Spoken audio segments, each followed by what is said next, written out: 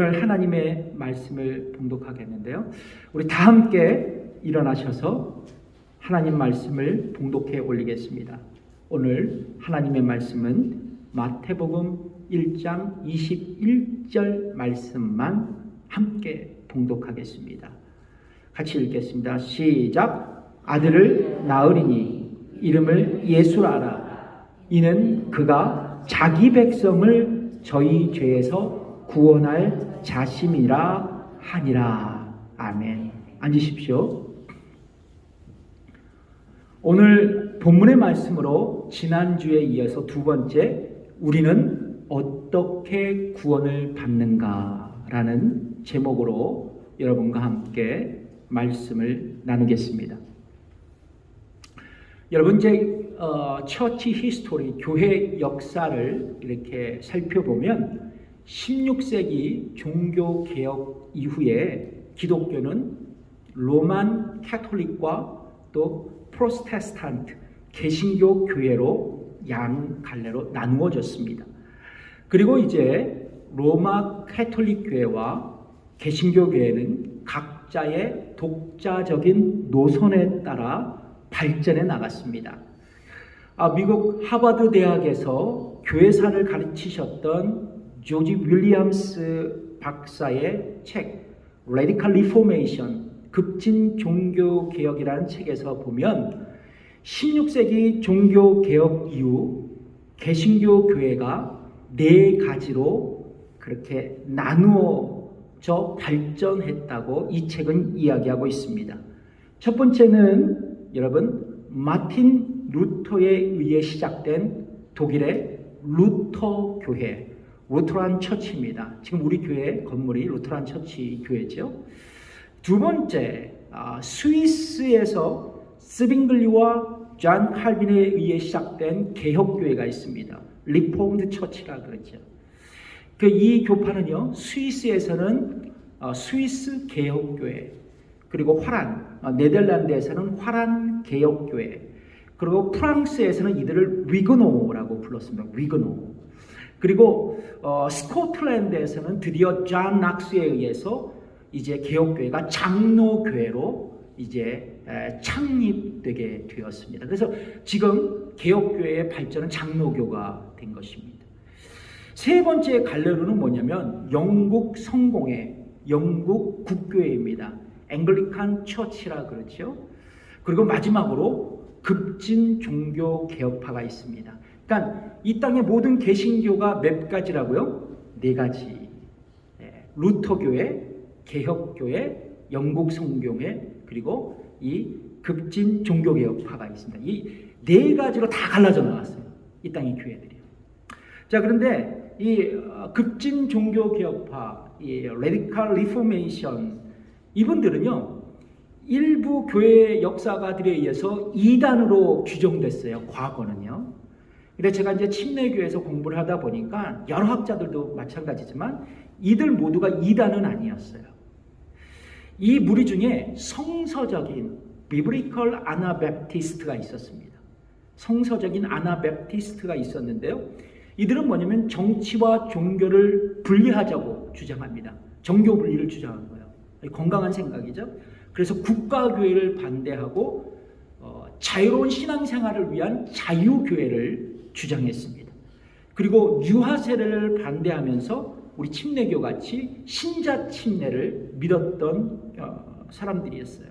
그래서 유아세례를 받은 사람들을 모아서 다시 신앙 고백을 듣고 그들에게 침례를 베풀었습니다. 그래서 역사는 이들을 뭐라 그러냐면 재침례교도, 아나베프티스트라고 그렇게 부르게 되었습니다. 특별히 이분들은 폭력과 무력에 반대하는 평화주의자였어요. 그래서 모병제를 거부했습니다. 군대를 가지 않았다는 것이죠. 총칼을 들지 않았다는 거예요. 이 재침례파에는요, 메논 시몬스라는 분이 있습니다. 이분이요, 메논 시몬스, 위대한 신학자인데 훗날 이분의 영향으로 이제 재침례 교도가 이제 메노나이트로 이렇게 발전해 나갔습니다. 그리고 메노나이트 그 교파에서 신자로 활동했던 제이콥 암만이라는 사람이 있는데요. 이 제이콥 암만이라는 사람을 통해서 우리가 잘 아는 아미쉬 공동체가 만들어졌습니다. 아미쉬 공동체. 그래서 지금 여러분 캐나다 온타리오 주에 또 미국 펜실바니 주에 가면 이 아미쉬 공동체를 찾아볼 수 있습니다. 사진 똑같이 저렇게 다녀요. 근데 이분들은 뭐냐면 세상과 분리되어 있어요. 세속과 분리되어서 사랑과 평화와 도덕적인 삶을 추구하면서 참 예수의 제자로서 공동체 생활을 하고 있습니다. 자, 그런데요, 과거 많은 우리 침례교 어르신들이 목사님들이나 또 공부를 하신 분들은 이 제침례교도들이 침례라는 단어가 들어가서인지 모르지만 이들을 침례교회의 기원, 조상으로 여기고 있었어요. 그런데 이제 젊은이들이 공부를 해보고 역사를 종합평가하니까 침례 기원이 이 제침례 교도들에게 있는 게 아니라 영국에서 있었다는 것을 발견했습니다. 그래서 침례교회의 첫 시작은 영국에서 시작되었어요. 영국 침례교회예요. 저희 침례교회는. 그래서 여러분, 이 영국 침례교회가 어디다 생겼냐? 영국 성공회에서 갈라져는 분리주의자들이었습니다. 국가교회를 싫어했어요. 신앙의 자유를 위해서. 그래서 이분들이 신앙의 자유를 얻기 위해서 화란으로 피신해 갑니다. 핍박을 받으니까요. 그래서 네덜란드에서 갔지만 몇 년 후 거기서 그냥 거주하다가 신앙생활하다가 이제 다시 영국으로 일부 사람들이 돌아오게 됐어요. 그래서 그들이 영국 근교에 있는 스타트필드라고 있어요. 스피탈필드래요. 이 스피탈필드 지역에서 토마스 할리스라는 사람에 의해서 이제 최초 영국 침례교회가 세워졌습니다. 일반 침례교회라 그래요. 근데 이 일반 침례교회 같은 경우는 그 당시 유행했던 칼빈 신학을 믿지를 않았어요. 자, 그리고 이들과 같이 화란에서 신앙생활하던 일부 신자들이 이제 메인플라워라는 이름을 가진 배를 타고 이제 미국으로 건너갔습니다. 그래서 이분들을 뭐라 그래요? 청교도, 퓨리탄, 그리고 필그림의 조상들, 필그림 파더라고 그렇게 부르고 있죠. 그래서 이 필그림 파더, 퓨리탄 일부 사람들이 또 지금의 로드 아일랜드 주에 있는 프라비던스 그 농장에 이제 정착하면서 이제 로저 윌리엄스에 의해서 최초 미국 침례교회가 탄생합니다. 이곳이에요. 그러니까 미국 침례교 최초의 미국 침례교가 있는 것은 어디냐면 로드 아일랜드의 프라비던스에 있는 교회입니다. 이 교회예요. 자, 그래서 엄밀히 따르자면 이 미국 침례교회, 우리 침례교회의 조상들은 바로 영국의 청교도들이었습니다. 영국의 청교도들이었어요. 자, 그런데 영국에 1616년에 할리 제이콥이라는 목사님에 의해서 침례교회가 개척됐는데 바로 이 침례교회가 특수 침례교회예요. 근데 이 특수 침례교회는 칼빈주의를 믿고 있었던 교회였습니다. 예정론과 제한 속죄를 믿고 있었어요. 그래서 제한 속죄를 리미티드 어토먼트라 그러는데 또 다른 말하면 특수 속죄라 그래요. 그래서 뭐냐면 particular atonement라 그럽니다. 근데 이 특별 속죄, 제한 속죄를 믿고 있는 특수 침례교회, 그 이름을 딴 거예요. 특수 침례교회. 우리는 제한 속죄를 믿고 있다. 그런데 여러분, 이 교파 중에 단연코 개혁교회가 이 세상에 많이 퍼져 있어요. 개혁교회가 말이죠. 근데 흥미로운 사실은 이 개혁교회의 신학적인 기반을 제공해준 위대한 신학자가 바로 존 칼빈입니다. 존 칼빈. 마틴 루터와 찌빙글리가 종교개혁의 1세대였다면 이 존 칼빈은 종교개혁의 2세대였습니다. 특별히 존 칼빈이 굉장히 천재적인 기질이 있거든요. 26살 때 기독교 강요라는 위대한 기독교 서적을 썼습니다. 그리고 이후 평생 그 책을 다듬고 내용을 추가하고 증보하면서 오늘날 우리가 말하는 개신교 신학을 다 정리해버렸어요. 그리고 개혁교회의 신앙의 지침서, 우리가 신앙생활하고 있는 모든 생각들을 여기에 다 녹여놓았습니다. 그래서 옛날에 좀 신앙생활 하시는 집사님이나 장로님들은 말하자면 기독교 강요를 막 읽으시는 걸 이렇게 저는 볼 수 있었습니다. 이제 마침내 이 네덜란드 도시가 있어요. 도르트라는 도시입니다. 그런데 이 도르트에서 종교회의가 열렸는데 이 칼빈을 따르는 후학들이 칼빈을 지지하면서 이제 5가지의 교리를 발표해서 신앙 고백을 이제 채택하게 됩니다. 그것이 바로 이 칼빈주의 5대 교리예요. 여러분, 지난주에도 말씀드렸지, 첫 번째 뭐예요? 보시면 인간이 전적으로 부패했다라는 거죠. 전적으로 부패했다. 그러니까 인간은 원죄로 인해서 자기 스스로 선을 행할 수도 없고 구원받을 능력도 없다라는 것이죠. 그래서 두 번째 뭐예요? 하나님께서 우리를 무조건적으로 선택하셨다는 것입니다. 하나님께서 창세전 미리 구원할 자를 우리를 예정하셨고 또 버릴 자도 선택하셨다는 것이죠. 세 번째, 제한 속죄입니다. 이건 뭐냐면 예수님께서 예외 없이 모든 사람을 위해서 죽은 것이 아니라 성부 하나님께서 선택하신 모든 사람들을 위해 죽으셨다는 거예요. 그래서 여러분, 예수님의 속죄는 하나님께서 선택하신 사람을 위해서 죽으신 거예요. 요걸 이제 오늘 설교를 하려고 그러는데, 또 네 번째는 뭐냐면 저항할 수 없는 은혜입니다. 저항할 수 없는 은혜. 하나님께서 택하신 사람들을 성령 하나님께서 부르시고 거듭나게 하신다는 것이에요. 그리고 마지막 5번째입니다. 성도의 견인이에요. 이건 뭐냐면 한 번 구원받은 사람은 영원히 그 구원을 상실할 수 없다는 것입니다. 영원한 구원이라는 거예요. 자, 그래서 오늘 세 번째, 제한 속죄에 대한 말씀을 드립니다. 여러분, 지난주 여러분에 말씀드렸죠? 삼위일체 주일에 삼위일체 하나님은 각 위격의 특성에 따라 어떤 사역을 우리에게 감당하실까? 뭐요? 삼위일체 하나님은 어떤 사역을 우리에게 하실까라는 거죠. 첫 번째 뭐예요? 성부 하나님은 창세전 미리 구원받은 사람을 선택하셨다는 것이죠. 하나님께서 구원받을 사람을 뭐 하셨다? 선택하셨다. 선택하셨다. 선택하셨다. 에베소서 1장 4절과 5절을 같이 읽어볼까요? 시작. 곧 창세전 그리스도 안에서 우리를 택하사 우리로 사랑 안에서 그 앞에 거룩하고 흠이 없게 하시려고 그 기쁘신 뜻대로 우리를 예정하사 예수 그리스도로 말미암아 자기의 아들들이 되게 하셨다. 4절에 뭐요? 우리를 택하사. 5절에 뭐요? 우리를 예정하사 말씀합니다.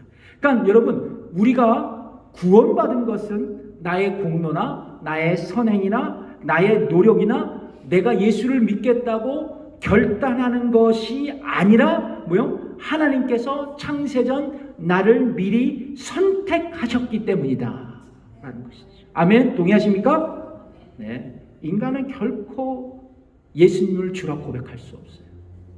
죄인이기 때문에 그래요. 왜냐하면 인간은 전적으로 타락했기 때문에, 그래서 영적으로 죽었기 때문에, 그래서 인간은 스스로 복음을 들어도 깨닫지도 못하고 그리고 회개할 수도 없고 예수님을 믿을 수 없기 때문에 하나님께서는 우리를 전적으로 선택하신 거예요. 구원하시기 위해서 말이죠.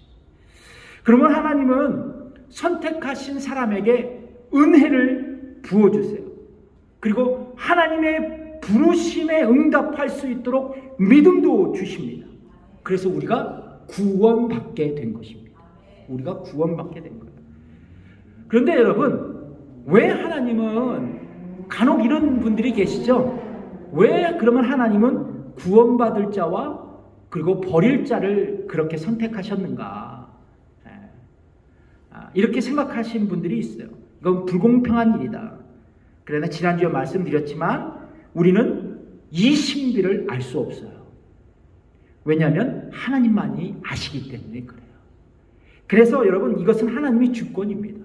하나님의 주권이에요. 그래서 이 칼빈 5대 교리는요, 칼빈주의 5대 교리는 다른 말에는 하나님의 주권의 교리라 그렇게 이야기하고 있습니다. 자, 이 지점에서 우리가 두 가지를 생각할 수 있어야 돼요.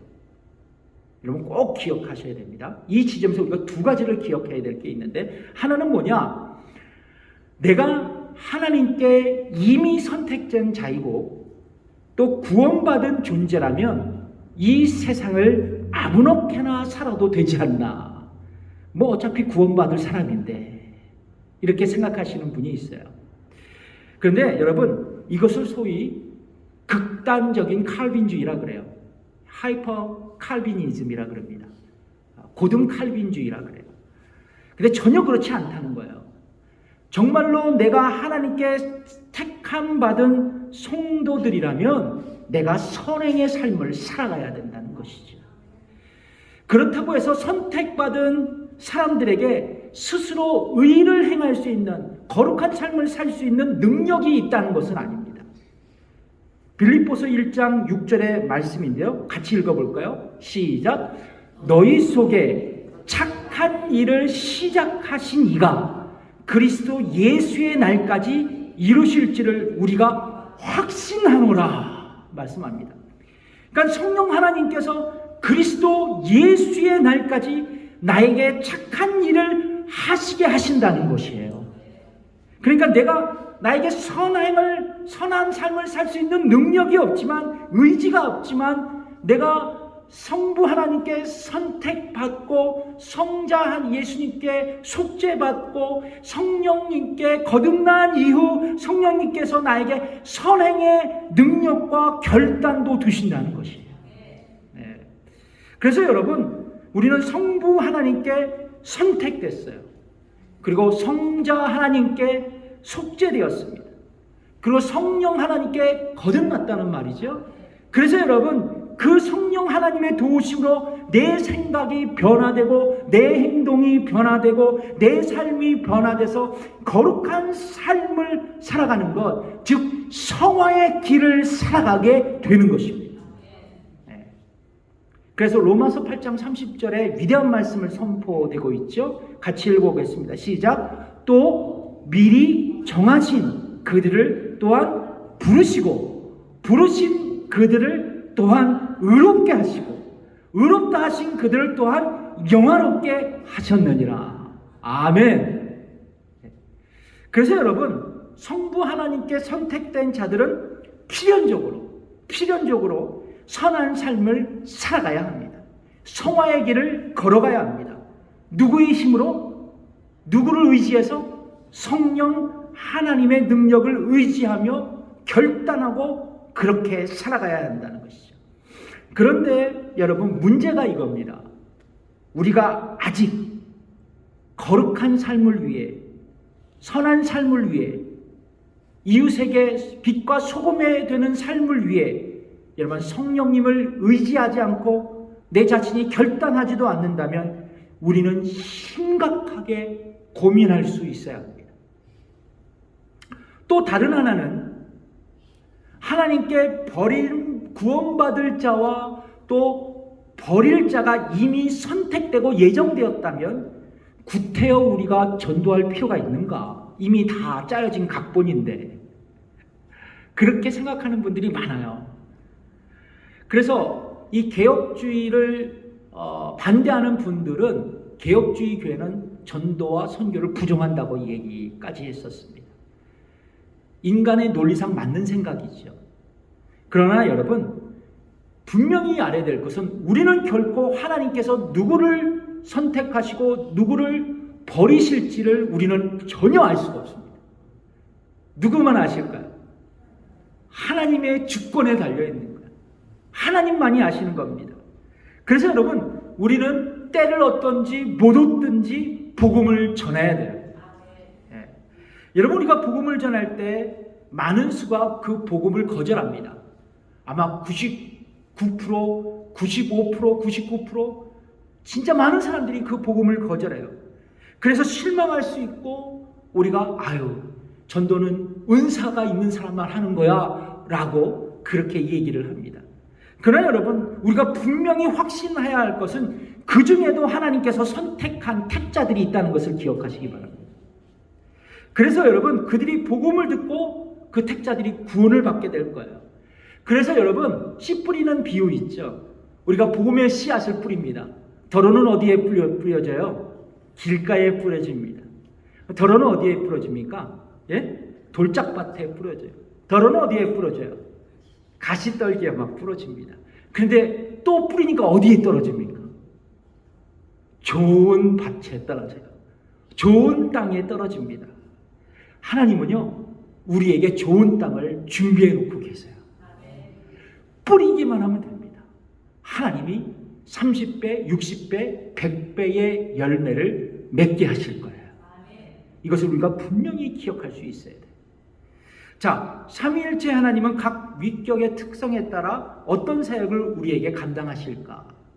삼위일체 하나님의 사역은 무엇일까? 첫 번째, 뭐요? 성부 하나님은 창세전 구원할 자를 미리 선택하셨다라는 거죠. 예정하셨다.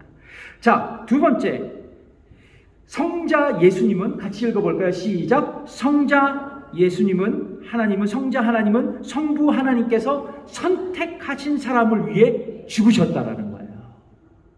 그러니까 여러분 이것을 칼빈주의 5대 교리에 뭐라고 얘기했어요?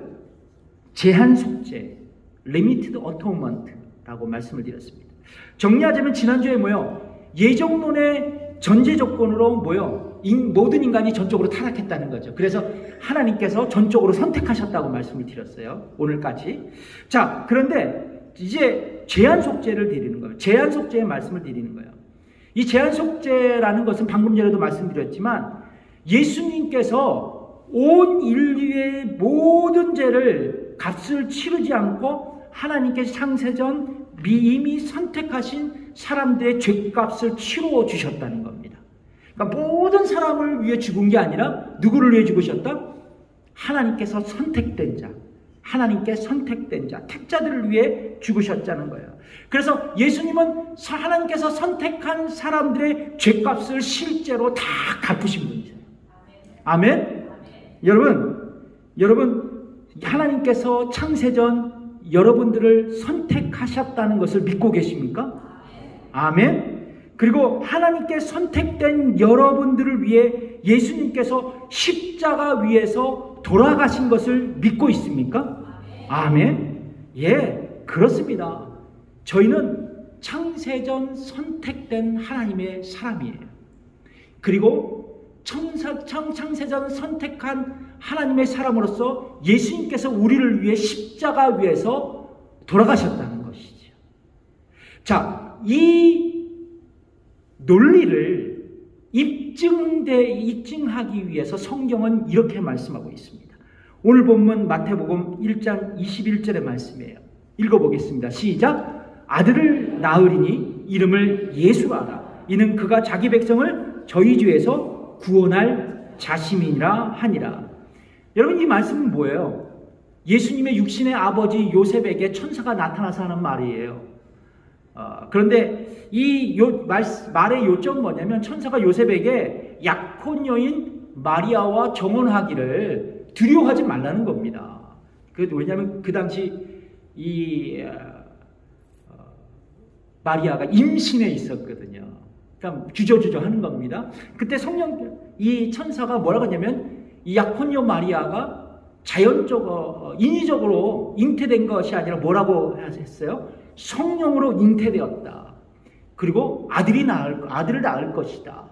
근데 그 아들의 이름을 예수라 하고 그 예수라는 이름의 뜻이 뭐냐면 그는 자기 백성을 죄에서 구원할 자라.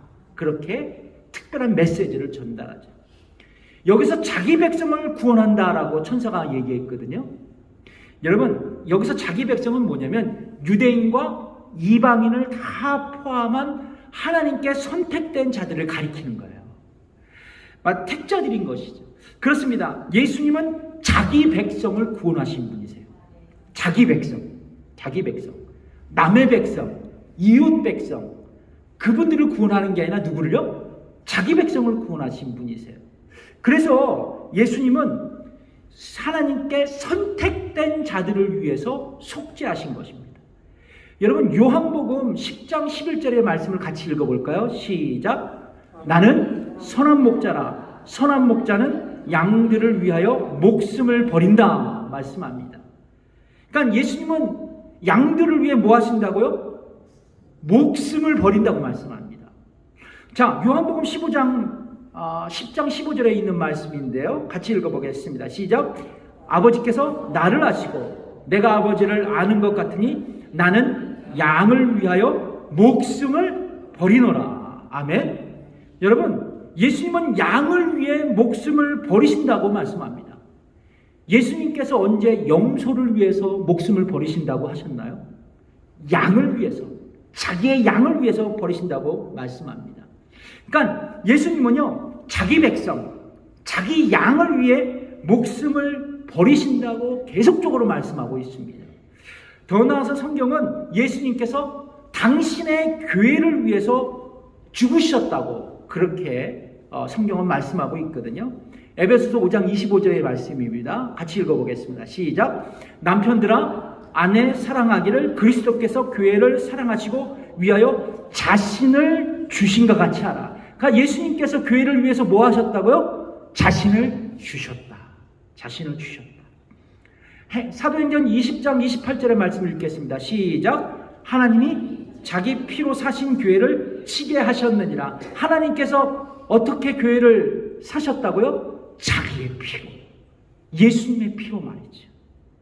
그러므로 여러분, 성자 예수님은 하나님께 선택된 자, 그리고 당신의 교회를 위해 십자가에서 죽으셨다라는 거죠. 그렇다고 해서 여러분, 예수님의 죽으심, 이 속죄가 능력이 없어서 이렇게 속죄의 범위를 제한한 것은 아닙니다. 예수님의 보혈은요, 이 세상 모든 사람들의 죄를 갖고도 남을 만한 능력이 있어요. 그런데 여러분, 다만 예수님의 속죄의 범위가 하나님께서 선택하신 사람들에게 제한되어 있다는 것입니다. 그래서 여러분, 이 생각이 제 생각이 아니라요, 과거 교회 역사를 보면 영국의 침례교회의 주를 형성했던 이 특수 침례교회가 서두에도 말씀드렸지만 이 제한 속죄서를 믿고 있었습니다. 근데 이 제1차 런던 신앙 고백서가 있어요. 참 오래된 수백 년 전에 침례교인들이 고백했던 신앙 고백서인데요. 장로교회의 그 웨스터민스터 신앙 고백 있죠? 그거 내용이 거의 비슷해요.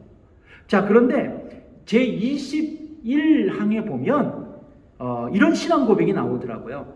그리스도 예수는 자신의 죽음으로 오직 택함 받은 자들만을 위해 구원과 화해를 가져오셨다. 그러니까 택함 받은 사람을 위해 속죄하셨다고 신앙 고백을 하고 있더라고요. 그러니까 하나님께서 선택된 자를 예수님이 속죄하시고 구원하셨다는 것이에요. 그래서 이 제한 속죄의 교리는 침례교뿐만 아니라 과거 침례교뿐만 아니라 종교개혁가 마틴 루터, 그리고 칼빈, 그리고 철로역정의 저자 존 버년, 그리고 침례교의 위대한 선교사 윌리엄 캐리, 그리고 영적 대각성 부흥사였던 조지 피필드, 조나단 에드워드, 그리고 영국의 침례교회 설교의 황태자 찰스 스펄전 목사님, 과거 침례교의 위대한 선배들의 신앙의 고백들이었어요. 그리고 지금 사역하는 분들 중에는 침례교 목사님과 유명한 목사님이 계세요. 존 파이퍼. 굉장히 여러분 좋으신 목사님이세요. 위대한 설교가 있는데 존 파이퍼 목사님, 그리고 여기 캘리포니아주 썬밸리에서 그 그레이스 커뮤니티 처치를 담임하고 있고 마스터스 신학교 학장이신 장로교의 유명한 목사님 존 맥카터. 이 목사님이 바로 이 제한 속죄를 믿고 설교하고 있는 분들입니다. 여러분, 그래서 이 제한 속죄는 우리 정통 신학의 교리예요. 그래서 여러분은 믿고, 그리고 이 제한 속죄를 믿고 신앙생활에도 전혀 부담감이 없는 겁니다. 여러분, 그래서 우리는 어떻게 구원받았습니까? 성부 하나님께서 창세전 이미 미리 구원받을 자를 선택하셨고, 성자 예수님은 성부 하나님께서 선택하신 사람을 위해 뭐요? 속죄하셨다라는 거예요. 그럼 성령 하나님은 어떤 사역을 하셨을까? 성령 하나님은 내가 선택되고 과거, 내가 선택되고 내가 속죄받은 후 현재 내가 나에게 구원이 적용되는 사역을 하시는 분이 바로 뭐예요? 성령 하나님이세요. 이것은 다음이죠. 자, 그런데 여러분 중요한 것은 이겁니다. 그렇다면 예수님께 속죄받은 우리, 하나님께 선택되고 하나님께 선택된 자인 우리가 예수님께 속죄받았다라는 의미는 뭔가? 이게 오늘 중요한 키포인트예요. 속죄의 의미를 알면 우리 신앙생활에 기쁨이 넘치고 감격이 넘쳐요. 여러분, 이 속죄의 의미는 뭘까요? 첫 번째는 희생제사예요. 희생제사. 속죄의 의미는 희생제사의 의미가 있어요. 여러분 읽어볼까요? 히브리서 9장 12절에 있는 말씀이죠. 읽어보겠습니다. 시작. 염소와 송아지 피로 아니하고 오직 자기 피로 영원한 속죄를 이루사 단번에 성소에 들어가셨느니라. 여러분 히브리서를 연구해 보면 구약의 제사장들은 염소나 송아지를 희생제물로 삼아서 여호와 하나님께 제사를 드렸습니다. 그런데 이런 구약의 제사는 사람의 죄를 속죄하기에는 완벽하지 않았어요. 그래서 영원한 속죄가 되지 못했습니다. 그래서 매년 제사장들은 제물을 갖고 반복적으로 성소에 들어가서 하나님께 제사를 드려야만 했습니다. 그러나 여러분 제사장이신 예수님께서 친히 십자가에서 희생제물이 되셔서 영원한 속죄를 위한 영원한 제사를 드리셨던 거예요. 그래서 여러분 십자가에서 피 흘려셔서 단번에 저와 여러분의 인간의 죄를 속죄하셔서 죄의 책임으로부터 인간을 벗어나게 하셨습니다. 그래서 우리는 지옥에 갈 수 없는 존재가 된 거예요. 지옥에 갈 수 없는 존재가 된 것입니다. 옆분과 인사하겠습니다. 우리는 지옥에 가기를 다 틀려먹었습니다. 우리는 지옥 가기 다 틀려먹었어요. 누가 희생제물이 되셨기 때문에? 예수님이. 우리는 지옥 가기 다 틀려먹었어요. 자, 두 번째 화목제물입니다. 화목제물. 여기 속죄 의미가 대단해요. 여기에도. 레위기 4장 35절의 말씀인데요. 같이 읽어보겠습니다. 시작. 모든 기름을 화목제 어린 양의 기름을 취한 것 같이 취하여 단 위에 여호와의 화제물을 위해 불사를 지니 이같이 제사장이 그의 범한 죄에 대하여 그를 위하여 속죄한즉 그가 사함을 얻으리라 말씀합니다. 그러니까 여호와 하나님께 화목 제물로 뭐를 드려요? 어린 양을 드려서 인간이 범죄한 죄를 속죄한다는 것이죠. 그럼 여러분 궁금증이 있어요. 왜 하나님께 다른 제물이 아니라 화목 제물로 올려드릴까? 왜 화목 제물로 올려드릴까요? 이것은 하나님께서 인간에게 진노하셨다라는 거예요. 뭔가 화가 나셨다는 겁니다. 진노하셨다는 거예요. 그럼 화목제물로 올려드려서 하나님의 진노를 제거하고 누그러뜨리기 위해 화목제물을 드리는 거잖아요. 인간을 대표하는 아담의 범죄로 창조주 하나님은 피조물인 인간에 대해서 진노하셨어요. 그래서 구약시대는 범죄한 인간에 대해서 진노한 하나님의 마음을 그냥 살살살살살 달래기 위해서, 누그러뜨리기 위해서 화목제물 어린 양을 취해서 제물로 제사를 드렸는데, 이제 신약 시대에 들어와서는 예수님께서 친히 십자가 위에서 당신 자신이 뭐예요? 화목제물이 되신 거예요. 어린 양, 예수가 화목제물이 되셔서 인간을 향한 하나님의 진노를 완전히 제거해 주셨어요. 아멘? 이게 바로 화목제물의 은혜예요. 자, 여러분 속죄의 개념 뭘까요? 세 번째는 화해자입니다. 화해자. 여러분 이사야서 59장 1절의 말씀을 같이 읽어볼까요? 시작. 오직 너희 죄악이 너희와 너희 하나님 사이를 내었고 너희 죄가 그 얼굴을 가리워서 너희를 듣지 않으시게 함이니까. 이런 성경은 인간의 죄로 하나님과 인간 사이를 내었다고 말씀합니다. 더 나아가서 하나님께서 얼굴을 인간에게 돌리셨다는 거예요. 아니, 하나님께서 얼굴을 돌리셨다는 겁니다. 인간을 외면하셨다는 거예요. 자, 그래서요, 여러분, 인간의 죄로 하나님과 인간 사이에 틈이 생기고 갈라지게 되고 거기에는 반목과 불화가 생겨났다는 것이죠. 그런데 하나님과 벌어진 이 관계를 누가 회복시켜 주셨어요? 예수님께서요. 예수님은 화해자로, 피스메이커로 십자가 위에서 죽으셨다라는 것이죠. 그분의 속죄로 우리는 드디어 하나님과 평안을 누리고 우리에게는 하나님과의 반목과 불화가 종식되었다는 거예요. 살짝 없어졌다는 게 아니라 완전히 제거되었다. 네 번째, 굉장히 은혜인데 이건 구속자입니다. 구속. 여러분, 이 얘기를 들으면 섬찟해요, 그렇죠? 경찰한테 붙들려 가는 거 구속 말이죠. 그런 게 아니에요. 예수님의 십자가의 죽음은 우리를 구속하셨다는 건데, 이 구속하셨다는 것은 우리를 속량하셨다라는 거예요. 그래서 여러분, 갈라디아서 3장 13절에 있는 말씀을 읽겠습니다. 시작. 그리스도께서 우리를 위하여 저주를 받은 바 되사 율법의 저주에서 우리를 속량하셨으니 기록된 바 나무에 달린 자마다 저주 아래 있는 자라 하였습니다. 그러니까 여기서 속량이라는 단어가 나오죠. 이 속량에 해당하는 헬라어가 뭐냐면 엑사고라죠. 굉장히 유명한 단어, 엑사고라죠. 근데 이 의미는 뭐냐면 대가를 지불해서 타인의 지배에서 소유권을 되찾는다라는 의미예요. 그러니까 쉽게 말해서 돈 주고 몸값을 치르고 산다는 얘기입니다. 그러니까 여러분, 속량은 마귀의 노예가 되었던 우리를 마귀에게 값을 치러주고 우리를 사셨다는 거예요. 그 값은 뭘까요? 예수님의 속죄, 십자가의 죽음이라는 거예요.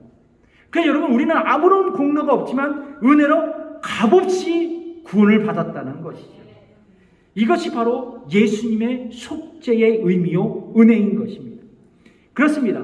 여러분, 예수님의 속죄는 여러분 십자가 위에서 피 흘리심으로 단번에 우리를 구원하시고 죽을 수밖에 없었던 우리를 속죄해 주셨고 화목제물이 되셔서 하나님의 진노를 제거해 주셨을 뿐만 아니라 십자가의 죽음으로 하나님과의 간격을 제거해 주셨고 주의 피값으로 마귀의 종된 우리를 해방시켜 주셨다는 거죠. 완전한 은혜. 그래서 예수 그리스도의 속죄야말로 하나님의 은혜이자 하나님의 완벽한 선물입니다. 그래서 여러분, 성경은 이렇게 말씀하고 있죠. 에베소 2장 8절 같이 읽겠습니다. 시작. 너희가 그 은혜를 인하여 믿음으로 말미암아 구원을 얻었나니. 여러분, 그 은혜가 뭐예요? 하나님께서 나를 창세전 미리 선택하셨고 선택된 나를 위해 예수님께서 십자가에 죽으신 그 은혜로 말미암아 믿음으로 말미암아 구원을 얻었다니. 이것이 너에게서 난 것이 아니요 뭐요? 하나님의 선물이라. 그래서 여러분, 구원에 관해서는 우리가 결코 기여할 수 있는 일이 아무것도 없어요. 그것은 하나님의 은혜예요. 하나님의 은혜예요. 그렇다면 여러분, 우리는 이 한량없는 은혜를 받은 우리가 어떠한 삶을 살 것인가? 그것은 다음 주 기도하겠습니다.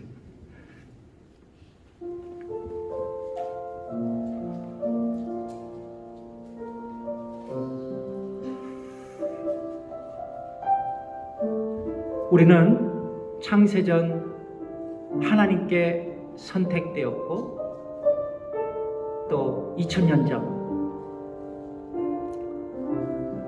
하나님께 선택된 예정된 우리를 위해서 예수님께서 십자가 위에 돌아가셨습니다. 그분의 십자가의 죽음, 속죄의 은혜는 우리를 단번에 완벽한 구원을 이루셨고 그분의 속죄는 우리를 하나님과 화해시켰고 그분의 속죄는 이제 나를 마귀의 종된 자를 다시 피값으로 사서 하나님의 자녀로 만들어 주셨습니다. 그리고 그분의 피는 하나님의 진노를 나로부터 제거해 주신 은혜입니다. 이 시간 그렇습니다. 주님, 내가 이 어마어마한 한량없는 이 속죄의 은혜를 받았는데 아무런 공로 없이 받고 은혜로 받고 선물로 받았는데 이 속죄의 은혜 받은 내가 어떤 삶을 살아갈 수 있을까요? 주님, 주님의 은혜에 보답하는 그러한 삶을 살아갈 수는 없을까요? 주님, 내가 이 구원의 감격을 안고 나를 구원하신 삼위일체 하나님을 찬양하며 성부 하나님, 성자 하나님, 성령 하나님의 영광을 위해 살아가는 내가 되게 해달라고 함께 기도하겠습니다. 하나님 아버지 감사합니다. 오늘 우리 성도들과 함께 아버지 하나님, 우리는 어떻게 구원을 받는 것인가 라는 문제를 갖고 서로 말씀을 나누었습니다. 아무쪼록 우리 성도들이 나를 구원하신 그 하나님의 은혜에 감격하며 그 은혜에 감사하는 삶을 살아가게 하여 주시고, 내 남은 여생 나를 구원하신 그 하나님을 위하여, 아버지 하나님 나를 구원하신 예수님을 위하여, 나를 구원하신 성령님을 위하여, 삼위일체 하나님을 위하여 아버지 하나님 그렇게 살아갈 수 있도록 인도해 주옵소서. 감사드리며 예수님의 이름으로 기도드립니다. 다 같이 일어나셔서 하나님의 은혜 찬양하겠습니다. 나를 지으신 이가 하나님, 나를 부르신 이가 하나님, 나를 보내신 이도 하나님, 나의 나 된 것은 다 하나님 은혜라. 나의 나 된 것은 다 하나님 은혜라. 나의 달려갈 길 다 가도록, 나의 마지막 곳 다하도록,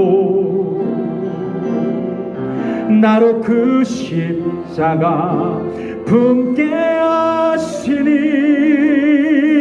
나의 나 된 것은 다 하나님 은혜라. 같이 고백합니다. 한량없는 은혜, 한량없는 은혜, 갚을 길 없는 은혜, 내 삶을 애워싸는 하나님의 은혜, 나 주저함 없이 그 땅을 밟음도 나를 붙드시는 하나님의 은혜. 지금은 우리 주 예수 그리스도의 은혜와 하나님의 무한하신 그 사랑과 성령의 감화 교통 역사하심이 오늘 예배드리고 돌아가는 성도들과 저들의 가정과 일터 위에 지금부터 영원까지 함께 하시기를 간절히 축원하옵나이다. 아멘.